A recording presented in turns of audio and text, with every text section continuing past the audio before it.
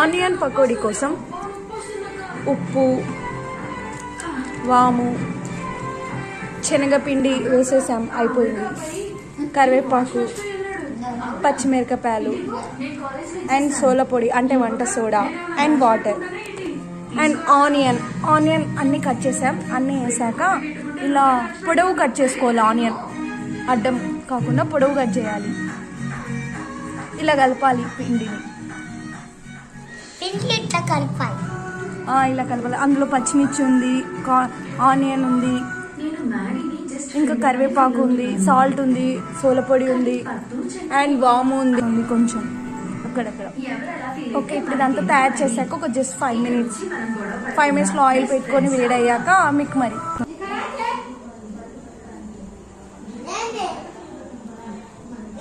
ఇలా ఈ టైంలో వేడి పకోడీ చేసుకొని తింటే. ఆయిల్ వేడైంది, ఇక బజ్జీలు వేసుకుందాం. ఆయిల్ వేడైందో లేదో చెక్ చేద్దాం.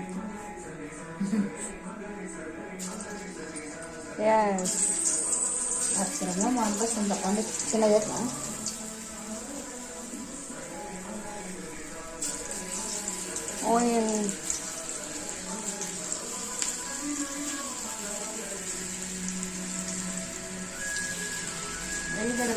అంటే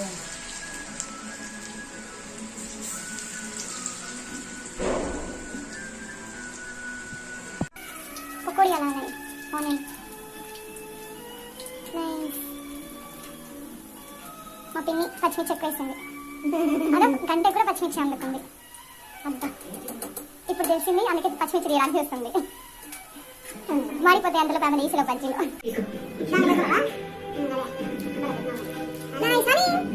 my sister, this is my sister. మోనియా నైస్.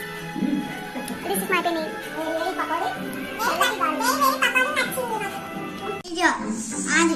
అన్నం, పల్లికారం, ఆనియన్ బజ్జీ బాగుంటుంది.